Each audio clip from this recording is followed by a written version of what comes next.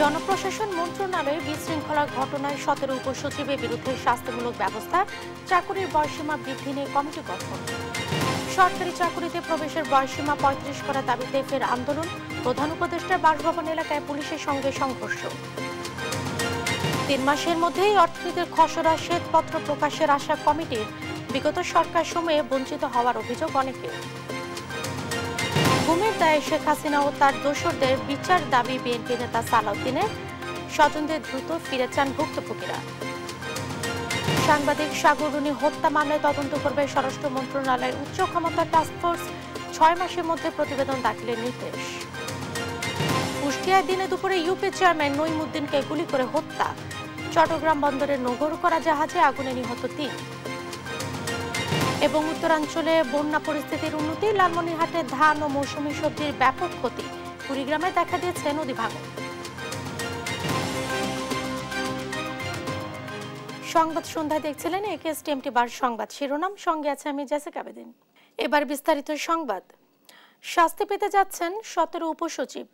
DC নিয়োগ নিয়ে সচিবালয়ে বিশৃঙ্খলা এবং হট্টগোল করার অপরাধে তাদের বিরুদ্ধে শাস্তিমূলক ব্যবস্থা নেওয়া হচ্ছে বলে জানিয়েছেন জনপ্রশাসন মন্ত্রণালয়ের সিনিয়র সচিব ডক্টর মোখলেসুর রহমান।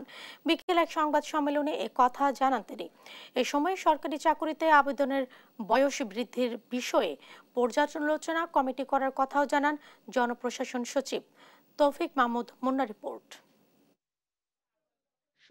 অন্তর্বর্তীকালীন সরকার 9 এবং 10 সেপ্টেম্বর সারা দেশে 59 জেলায় ডিসি নিয়োগ দেয়। নতুন নিয়োগ পাওয়া এই 59 জনকে নিয়ে তীব্র আপত্তি ও ক্ষোভ জানায় একদল কর্মকর্তা।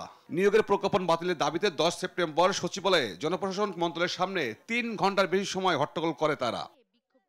এই ঘটনায় করা কমিটির প্রতিবেদন নিয়ে সোমবার বিকালে সংবাদ সম্মেলন করেন জনপ্রশাসন মন্ত্রণালয়ের সিনিয়র সচিব। জানান, প্রতিবেদনে 17 জন উপসচিবের বিরুদ্ধে বিভাগীয় শাস্তি সুপারিশ করেছে তদন্ত কমিটি। জনাব আব্দুল মুহিত চৌধুরী, যিনি বিগত সরকারের অনেকদিন আগে উপদেষ্টা ছিলেন, সরকারের সিনিয়র সচিব ছিলেন, অনেকে আপনারা সবাই চেনেন। এই কমিটির member secretary x officio senior secretary, ministry of public administration. এবং এই কমিটির আহ্বায়ককে ক্ষমতা দেওয়া হয়েছে এবং এখতিয়ার দেওয়া হয়েছে যে কজন সদস্য দরকার উনি নেবেন। কর্মপরিধি ভেরি সিম্পল, এবং উইদিন 7 ওয়ার্কিং ডেজ এই কমিটি সরকারকে পরামর্শ দেবে বয়স বৃদ্ধির বিষয়ে।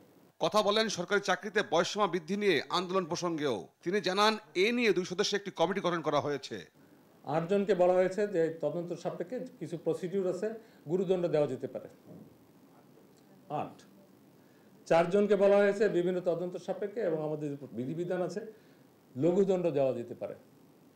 আর 5 জনের ব্যাপারে বলা হয়েছে তিরস্কার, প্রথম সাবধান করা, ভবিষ্যতে এই ধরনের এটা দেওয়া যেতে পারে না। এই নাম এখানে প্রকাশ্য বিবেচনা। আপনারা জেনে গেলেন যে 17 জন কর্মকর্তা, তাদের বিরুদ্ধে বিভাগীয় ব্যবস্থা নেওয়া হচ্ছে। 17 জনের সবাইকে উপসচিব। ইয়েস।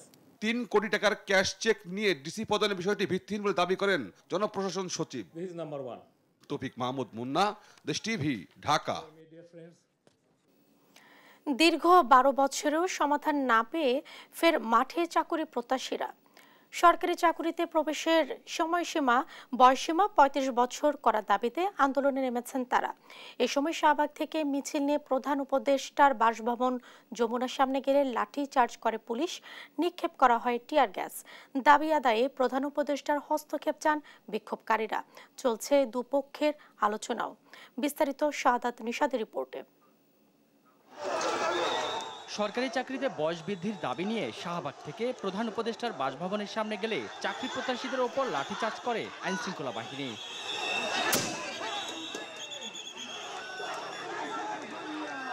এরপর ছত্রভঙ্গ হয়ে পড়েন বিক্ষোভকারীরা, এতে আহত হন বেশ কয়েকজন। পরে আবারও একত্রিত হয়ে দীর্ঘক্ষণ প্রধান উপদেষ্টার বাসভবনের সামনে অবস্থান নেন আন্দোলনকারীরা। আমরা আজকে এখানে আসছি, আমাদের উপর টিয়ার সেল মারা হচ্ছে, আমাদের ছত্রভঙ্গ করে দেওয়া হচ্ছে, আমাদেরকে আঘাত করা হচ্ছে। 18 থেকে 35 বছর যুবক ধরা হয়, তাহলে এই ক্ষেত্রে 30 হয়ে গেলে কেন আমরা ইনভ্যালিড হয়ে যাব? দাঁড়ানোর পরে হঠাৎ করে আমাদের দিকে ককটেল মারা হলো।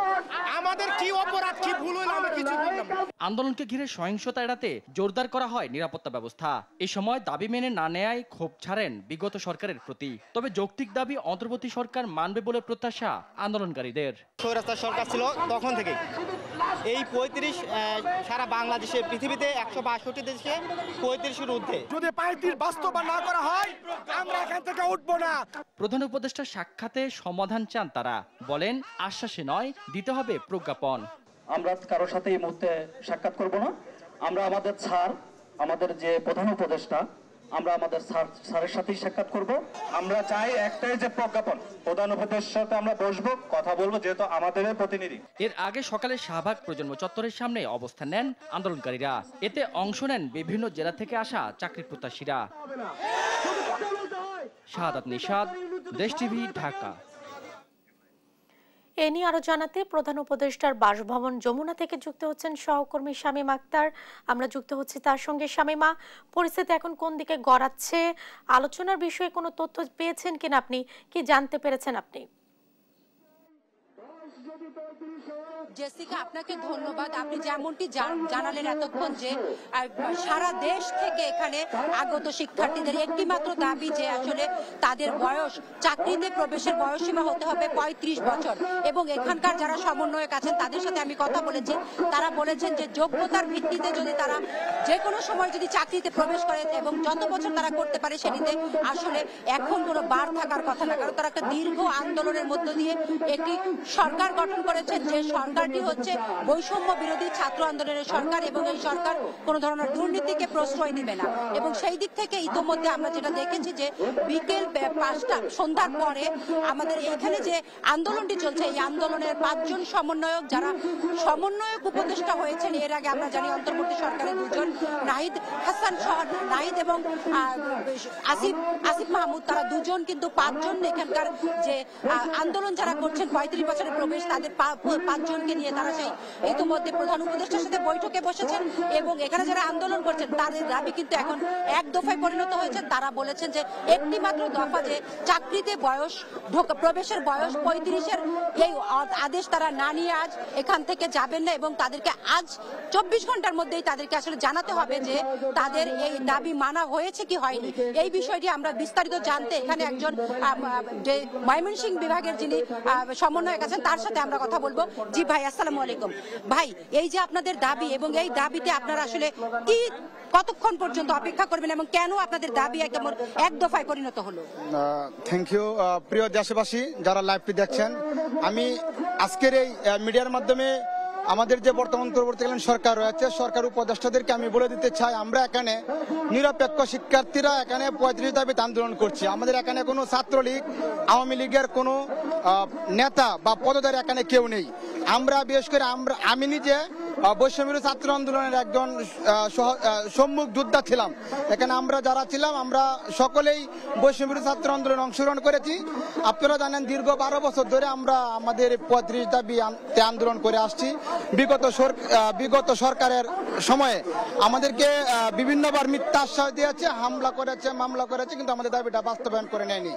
এখন এই সাধারণ শিক্ষার্থীদের মাধ্যমে বর্তমান সরকারের কাছে আমার একটাই দাবি যে আপনারা হচ্ছেন শিক্ষার্থী বান্ধব সরকার, অর্থাৎ আমাদের সরকার। আপনারা এই ছাত্র সমাজের সরকার, আপনারা অনতিবিলম্বে অর্থাৎ কোনো প্রকার কালক্ষেপণ না করে আমাদের এই চাকরিতে আবেদনের বয়স সীমা ৩৫ এটা মেনে নিয়ে আমাদেরকে পড়ার টেবিলে ফিরে যেতে বাধ্য করবেন। আপনারা পুলিশের যে একটা হামলা হয়েছে সে বিষয়ে আপনাদের প্রতিক্রিয়া কি?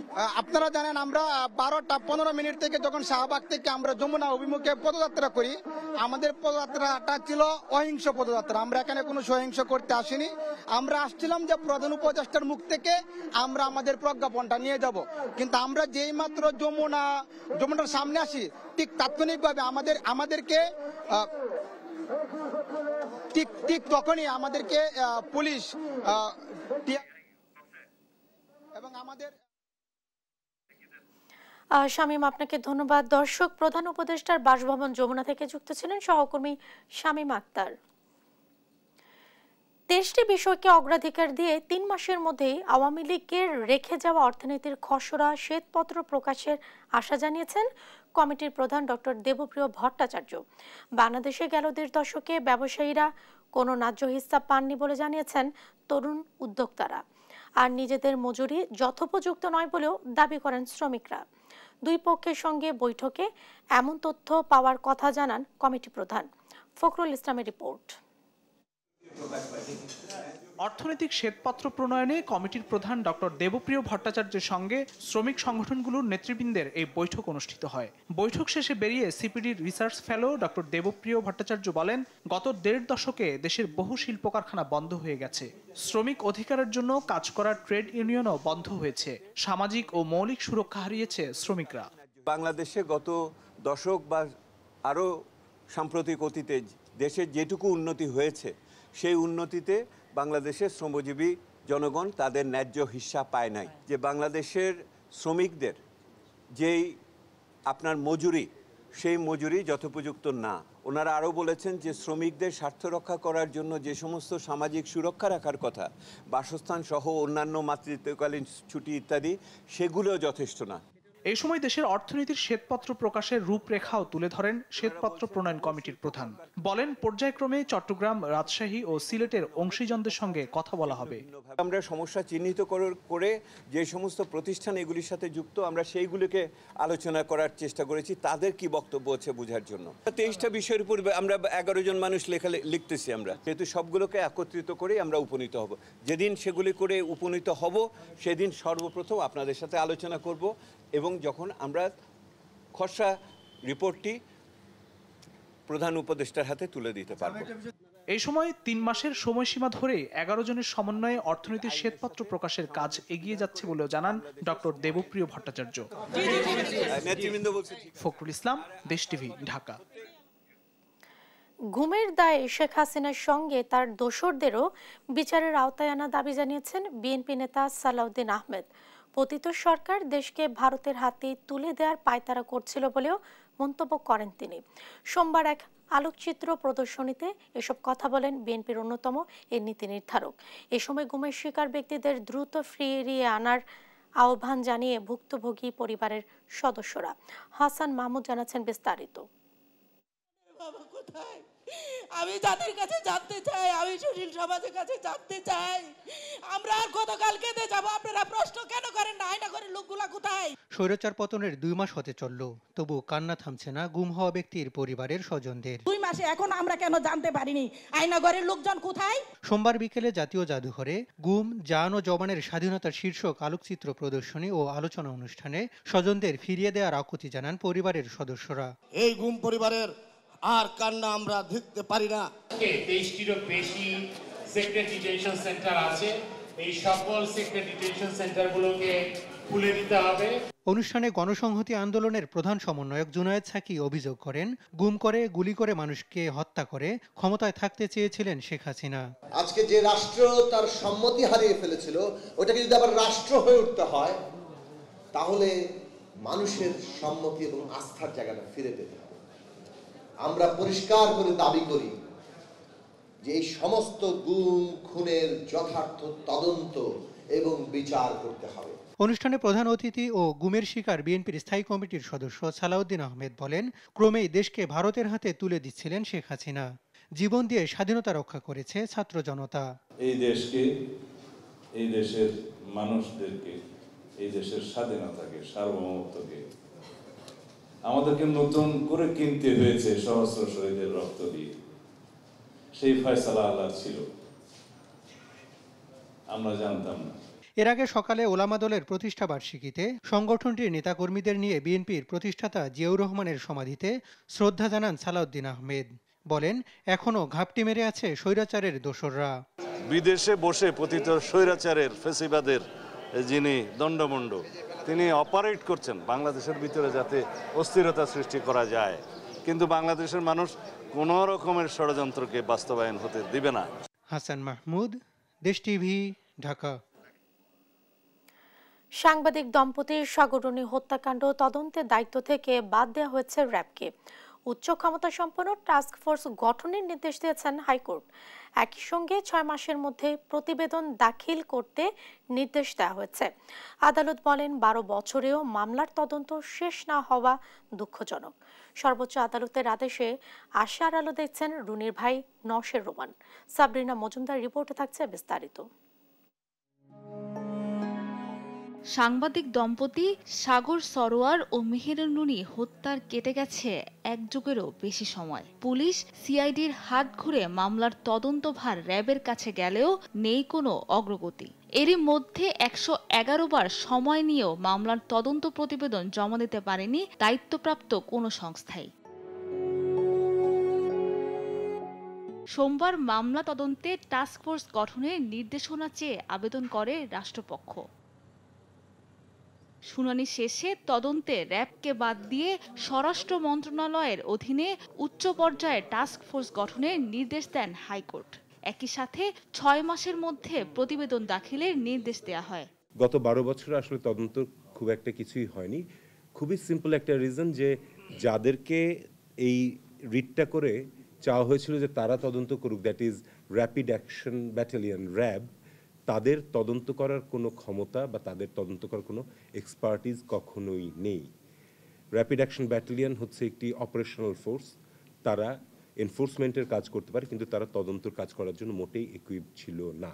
শুনানিতে আদালত বলেন 12 বছরেও আলোচিত এই হত্যাকাণ্ডের তদন্ত শেষ না হওয়া জাতির জন্য দুঃখজনক। কোর্ট বলেছেন এটা শুধু পরিবারের জন্যই দুঃখজনক নয়, 12 বছর ধরে একটি মামলার তদন্ত শেষ করা যায় না, এটি জাতির জন্যই দুঃখজনক, বিচার ব্যবস্থার জন্যও এটি শকিং। শব্দটা বলেছেন শকিং, অর্থাৎ এটি এমন দুঃখজনক যে মানুষের অনুভূতিকে আঘাত দেয়। যে 12 বছর পরেও একজন সাংবাদিক দম্পতির হত্যা করা হলো তাদের বাসায়, এমন নির্মম হত্যাকাণ্ড, কিন্তু তার কোনো রহস্য উদ্ঘাটন করতে পারেনি। আর মামলার তদন্ত থেকে র্যাবকে সরিয়ে দেওয়ায় সন্তোষ জানান মামলার বাদী ও রুনির ভাই নওশের রোমান। আমরা নতুন আশা দেখছি, এখন নতুন আশা দেখছি, এবং আসলে স্পেসিফিক কোনো বাহিনীকে না দিয়ে বিশেষ করে র্যাবকে যে বাদ দেওয়া হলো এটা আমরা খুবই খুশি। কারণ আসলে র্যাব শুরু থেকেই তদন্তের কিছুই করেননি, তারা প্রথম দিকে আসলে আমাদের প্রেসারাইজ করেছে এবং পরবর্তীতে তারা আসলে মামলা নিয়ে কোনো কাজই করেনি। হত্যার ঘটনায় যেসব তথ্য উপাত্ত এ পর্যন্ত পাওয়া গেছে তাতেই প্রকৃত দোষীদের আইনের আওতায় আনা সম্ভব বলে মনে করেন আইনজীবীরা। সাবরিনা মজুমদার, দেশ টিভি, ঢাকা। দেখছেন সংবাদ সন্ধ্যা। কুষ্টিয়ার দৌলতপুর উপজেলার ফিলিপনগর ইউনিয়ন পরিষদ চেয়ারম্যান নঈমউদ্দিন সেন্টুকে গুলি করে হত্যা করেছে দুর্বৃত্তরা। সোমবার সকালে ইউনিয়ন পরিষদ কার্যালয়ে এই ঘটনাটি ঘটে। স্থানীয়রা বলছেন প্রতিদিনের মতো আজও চেয়ারম্যান সেন্টু তার কার্যালয়ে কাজ করছিলেন। হঠাৎ 5-6 জন অস্ত্রধারী কার্যালয়ে ঢুকে সেন্টুকে লক্ষ্য করে কয়েক রাউন্ড গুলি ছোড়ে। এতে ঘটনাস্থলে মারা যান সেন্টু। এই ঘটনায় বেশ কয়েকটি বাড়ি ঘরেও আগুন দেওয়ার ঘটনা ঘটেছে। দৌলতপুর থানার ভারপ্রাপ্ত কর্মকর্তা জানান, এলাকায় উত্তেজনা থাকলেও পরিস্থিতি নিয়ন্ত্রণে মাঠে আছে পুলিশ।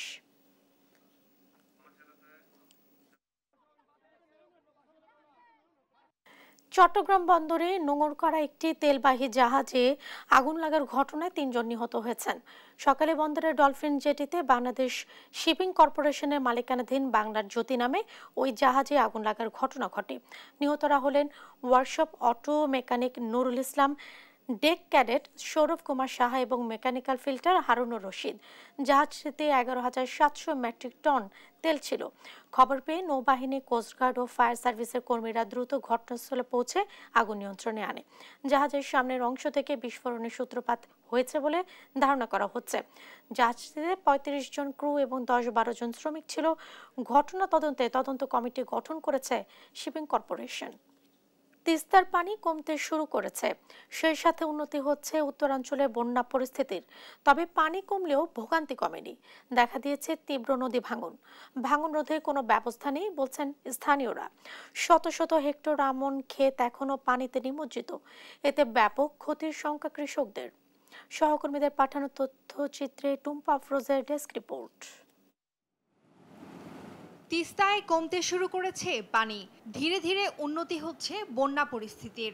লালমনিরহাটে বর্তমানে তিস্তার ডালিয়া ব্যারেজ পয়েন্টে পানি বিপদসীমার ৪৫ সেন্টিমিটার ও কাউনিয়া পয়েন্টে ৬ সেন্টিমিটার নিচ দিয়ে প্রবাহিত হচ্ছে। পানি কমলেও এখনো কমেনি দুর্ভোগ। এছাড়া এখনো নিম্নাঞ্চল ও চরাঞ্চলের অন্তত ৮,০০০ হেক্টর আমনের ক্ষেত পানিতে নিমজ্জিত আছে। পানি দ্রুত কমায় বাড়ছে নদী ভাঙনের শঙ্কাও। বৃষ্টিতে নদীর পানি প্রচুর এখানে হয়ে গেছে। বাড়ি ঘর ধরে পানি এবং গরু বছর থেকে জায়গা নাই, খাওয়া দাওয়ার অনেক কষ্ট হয়ে গেছে, বেড়ান করার কষ্ট হয়ে গেছে। এই এক গলা পানি ভাঙি যায়, এখন এই যে রাস্তায় আসতেছি। আমার বাড়ির কাল হাতে মনে কর বেশি, মনে কর পাক করি খাবার তার বুদ্ধি নেই, চুলে খাটের উপর তুলিয়ে কোনো মাথায় গাড়ি হালকা ভাত পাক করে খাওয়া কোনো চুলে টুলে সম্পূর্ণ বাড়ি ঘর শোকগুলি তলে গেল। এই আপনি দেখেন তোষক বাড়ি শোক তলে গেছে। এদিকে কুড়িগ্রামে বৃষ্টি ও উজানের ঢল কমে আসায় তিস্তা অববাহিকার বন্যা পরিস্থিতির অনেকটাই উন্নতি হয়েছে। গত ২৫ ঘন্টায় ৩৯ সেন্টিমিটার হ্রাস পেয়ে বিপদসীমার ৬ সেন্টিমিটার নিচ দিয়ে প্রবাহিত হচ্ছে।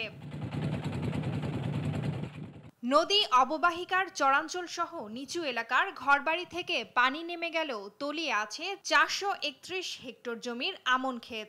এতে চরম ক্ষতির মুখে কৃষক। তবে পানি দ্রুত নামায় ফসল নষ্ট হওয়ার শঙ্কা কম বলছে কৃষি বিভাগ। অন্যদিকে পানি বাড়া কমার সাথে তীব্র হয়েছে তিস্তাপাড়ের ভাঙন। প্রত্যেকের বাড়ি বাড়ি পানি আছে। এখন এই যে নদী এমনভাবে ধরছে যে ধানের অবস্থাগুলো দেখতেছেন, খেতে পাইতেছে না, কিছু করতে পারতেছে না, অনেক অসহায়ের মধ্যে পড়ে আছি। এখন যদি কেউ যদি সাহায্য করে পারে তাহলে তো আরো ভালো হবে। আসলে আমার নিজস্ব জমি অনেক কিছু ক্ষতি হয়েছে, ধান সহ। এই অবস্থা আমাদের খুব বিপদের ভিতরে আছি আমরা। এমনিতে নদীর পানি বৃদ্ধি, তার ভিতরে নদী ভাঙন। রংপুরেও তিস্তার পানি নামতে শুরু করেছে। বর্তমানে বিপদসীমার ৬ সেন্টিমিটার নিচ দিয়ে প্রবাহিত হচ্ছে পানি। তবে শুকনো খাবার ও বিশুদ্ধ পানির চাহিদা রয়েছে। একই সাথে আমন আবাদে ব্যাপক ক্ষতির শঙ্কা চাষিদের। হুট করে বন্যা পানি ঢোকার কারণে আমাদের আসলে অনেক ক্ষয়ক্ষতি হয়ে গেছে, আবাদের বাড়ি ঘরে চলাফেরার অসুবিধা হয়ে গেছে।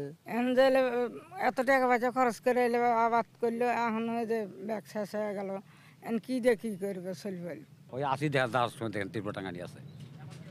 এখন তো ওই বাড়িতে আছে, এখন পাক টাক পাইবে নাকছে, এখন যাওয়া আসি করা লাগে। ছাগল টাগল আছে, গরু টরু আছে। আমার স্কুলে পানি ওঠে এবং বিকেলবেলা ফির ঘরের ভিতরেও পানি ওঠে, সেই পানি নামে গেছে। পর্যাপ্ত সহায়তা না পাওয়ার অভিযোগের পাশাপাশি পানিবাহিত রোগ ছড়াবার শঙ্কায় স্থানীয়রা। টুম্পা আফরোজ, নিউজ ডেস্ক, দেশ টিভি।